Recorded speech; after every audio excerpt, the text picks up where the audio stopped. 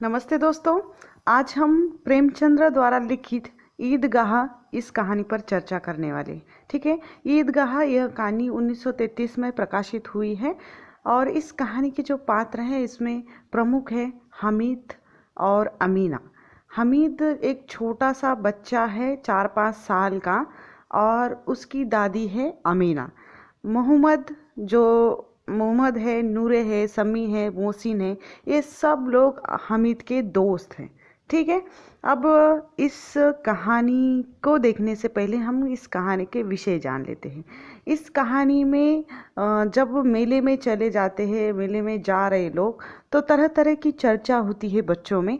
तो उससे पता चलता है कि भ्रष्टाचारी पुलिस यंत्रणाएं चोरी चकारी को बढ़ावा देती है।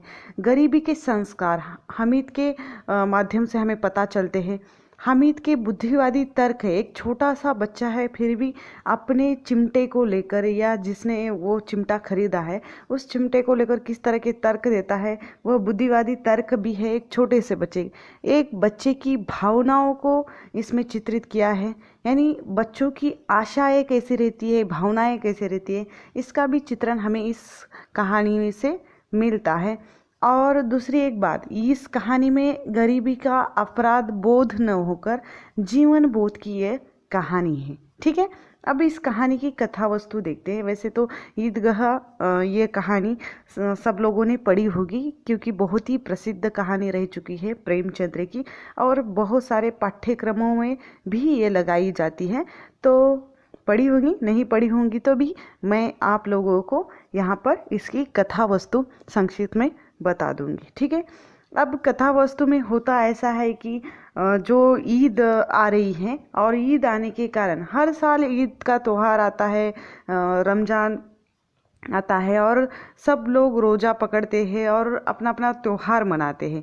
सब गांव में खुशहाली खुशहाली रहती है और हर लोग यहाँ पर ईदगाह जाने के लिए तैयार, यानी एक मेले में जाने के लिए तैयार होते हैं। अब जो गरीब हैं वो भी जाते हैं, अमीर है वो भी जाते हैं, लेकिन गरीबों के घर में त्योहार कैसे मनाए जाते हैं। और अगर ईद भी आती है तो जैसे हम अमीना के मुंह से सुनते हैं कि ईद आई, तो ईद क्यों आई, ऐसा लगता है कभी कभी गरीबों को। क्योंकि घर के बच्चों अपने बच्चों का जो आशाएं होती माँ बाप के प्रति या बच्चों के जो स्वप्न होते हैं वो पूरे नहीं कर पाते और उनको लगता है क्यों आई, मैं दूसरे बच्चों की तरह अपने बच्चों को कुछ दे ही नहीं पाती हूँ। ऐसा भी इसमें कुछ हमें महसूस होता है। सब लोग ईदगाह जाने के लिए तैयारी कर रहे, अपने जो बटन को या बटन को लगाने के लिए, यानी कुर्ते को बटन लगाने के लिए वो लोग पड़ोस से सुई धागा ला रहा है कोई, और किसी के अपने जूते ज़्यादा कड़े होने के कारण वो तेल डालने के लिए तेली के घर भाग रहे हैं। यानी अपनी अपनी तैयारी जाने के लिए लोग कर रहे हैं और लगभग 30 कोस पैदल जाने की तैयारी इनको करना है, ऐसा वो कह रही है। और उसमें थोड़ा सा वर्णन यहाँ पर हामिद के पिता का और माता का भी दिया है। एक छोटा सा बच्चा 4-5 साल का है। हामिद के पिता हेजी की बीमारी के कारण चल बसे थे और हामिद की माँ अचानक जो पीली पड़ गई थी और पीली पड़ते पड़ते वह मर गई। यानी जब उसे बीमारी हुई तो वह बीमारी क्या थी और किसी को भी नहीं पता चला और उसने कभी किसी को सुनाया भी नहीं। जो कुछ उसके हिस्से में आया वह सहती गई और अब सिर्फ हामिद के पास सिर्फ उसकी दादी है अमीना।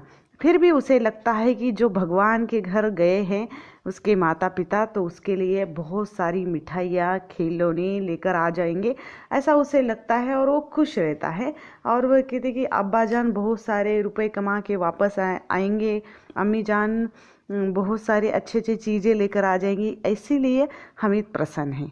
अब ये आशाएं है बड़ी बड़ी, छोटे बच्चे की जिस तरह की आशा है वैसी आशाएं है। हामिद के पास जूते भी नहीं हैं, सिर पर सिर्फ एक पुरानी टोपी है और एक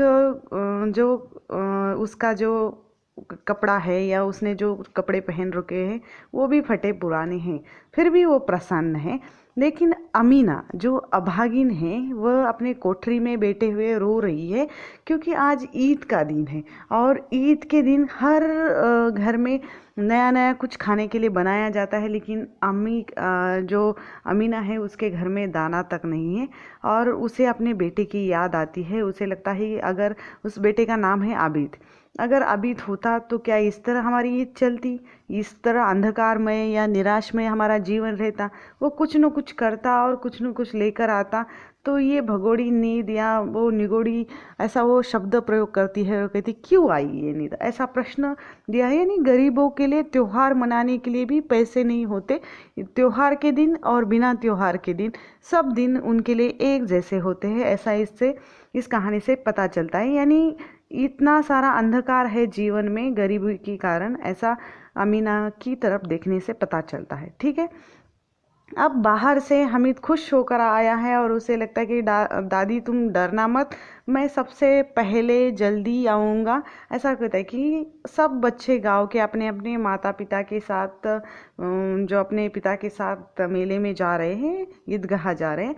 लेकिन अब अमीना तो इसके माता भी, यानी उस हामिद की माता और पिता दोनों भी ये अमीना है, उसके सिवा है ही कौन, बेचारी अकेली। और वो कहती कि मैं उसके साथ जा भी नहीं सकती, अगर चली गई तो घर पर जो खाने की वस्तु बनानी है या घर पर कुछ इंतज़ाम करना है तो वो मैं कैसे करूँ, कुछ न कुछ तो करना पड़ेगा। यानी 2 रुपए का कम से कम दूध तो उसके लिए होना, हामिद के लिए, ऐसा वो कहती है। और वह कहती कि जिस तरह मैंने कपड़े सिलाई कर कर और कुछ ईद के लिए कुछ पैसे जमा किए थे अठन्नी अठन्नी, उसी से वो कुछ पैसे उसने जमा किए हैं और देती है। गांव के सब लोग मेले में चले जा रहे हैं, सब लोग अपने अपने तरह से मेले में जाने के लिए 3 कोस का पैदल इनको जाना है। जाते जाते बहुत सारी इमारतें, बहुत सारे खेती, बहुत सारे स्कूल कॉलेज ऐसे रास्ते में उनको लगते हैं। तरह तरह की चर्चा होती है, उन्हीं चर्चाओं में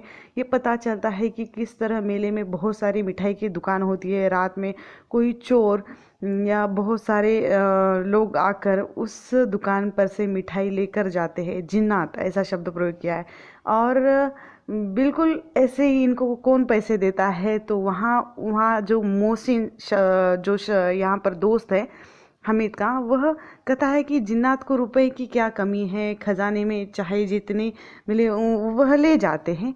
यानी इनके पास बहुत सारा पैसा होता है। वहाँ पर एक चौधरी की बात आई है कि चौधरी को सब पता होता है कि कहाँ क्या होने वाला है, किसके घर चोरी होने वाली है, सब पता रहता है। और वो चोरी का सब हिसाब किताब रखते हैं, वो पता भी लगा देते हैं और आधा माल वो रख लेते हैं, आधा देते हैं। यानी बहुत सारा सबको पता चलता है कि इसके पास इतना सारा पैसा आया कहाँ से। तो अब पता चला, ऐसे छोटे बच्चों में ये बातें हो रही है। पुलिस की भी बातें होती है, पुलिस लोगों को पता होती है कि कहाँ चोरी है। तो ये एक जगह पर चोरी, एक मोहल्ले में चोरी हो रही, तो पुलिस लोग दूसरे मोहल्ले में जाते हैं। ऐसा यहाँ पर संकेत मिलता है। यानी पुलिस लोगों का भी साथ होता है चोरी चकारी में, ऐसा होता है। अब हमीद, मोहसिन, उसके दोस्त सब लोग मेले में पहुंच चुके हैं। मेले में पहुंचने के बाद तरह तरह की दुकान वहाँ पर लगाए गए, मिठाई के, खिलौने के, बहुत सारे।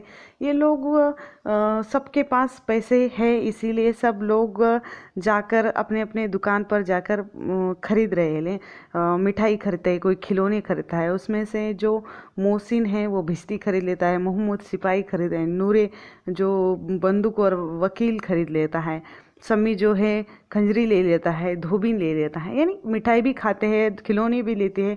चाहकर भी हामिद वो मिठाई खा नहीं पाता, ले नहीं पाता, घूमता है। और अचानक उसकी नज़र एक चिमटे वाले के दुकान पर जाती है और वो चिमटा खरीद लेता है। चिमटा खरीद लेने के बाद जब वह अपने दोस्त के पास आता है तो दोस्त उसकी आलोचना करते हैं और कहते हैं कि ये क्या लेकर आए हो तुम चिमटा, और ये क्या काम कर।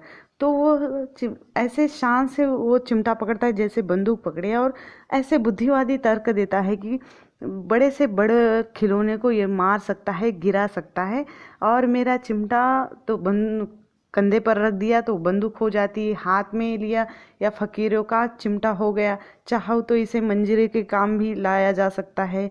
चिमटा हर तरह का, यानी ऐसा नहीं है कि चिमटे से बहुत सारे काम किए जाते हैं और मिटाए भी जा सकते हैं, ऐसा उसका है। और तुम्हारे जो खंजरी है, भिश्ती है, वकील है, धोबी ने, अगर तुम ये नीचे गिरा दो तो ये फूट जाएंगे, टूट जाएंगे। लेकिन चिमटा गिराया तो वो टूटेगा नहीं, फूटेगा नहीं।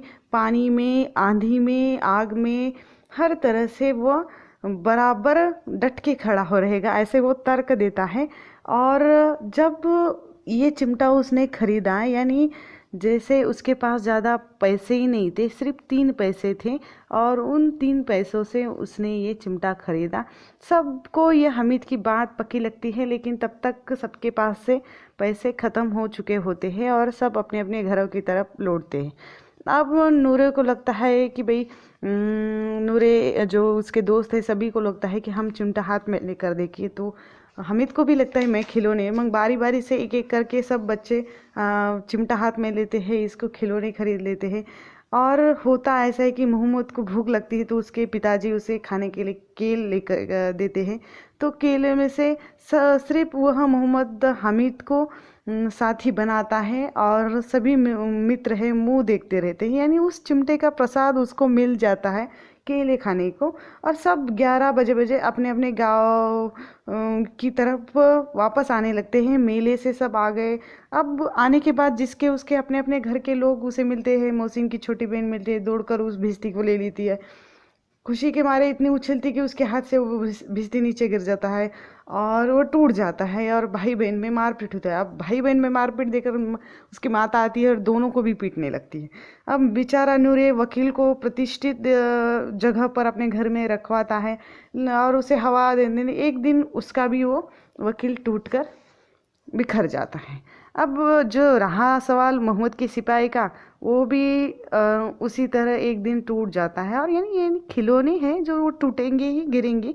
लेकिन लेकिन जिस तरह ये है चिमटा अपने दादी माँ को दिखाता है, पहले तो दादी माँ गुस्से में आ जाती है, अमीना गुस्से में आता है कि तुम्हें मेले में बहुत सारी मिठाई की दुकान मिली होगी, बहुत सारी खाने की चीज़ें मिलेंगी, बहुत सारे खिलौने मिले होंगे, तुम ये चिमटा क्यों लेकर आओ, और इतनी सुबह से जाकर इतनी देर से आप लोग बिना खाए पिए ऐसा चिमटा लाया है। ऐसे वो थोड़ा गुस्से में आ जाती है, लेकिन वह ऐसा अपराध भाव के कारण ऐसा बोलता है कि तुम्हारी उंगलियां तवे से जल रही थी और इसलिए मुझे मेले में तुम्हारी याद आई तो मैं चिमटा लेकर आया। ये शब्द सुनकर दादी माँ का या उस अमीना का जो क्रोध है पिघल जाता है, और वह उसे गले से लगा लेती है, अपने आँखों से आंसू बहाती है।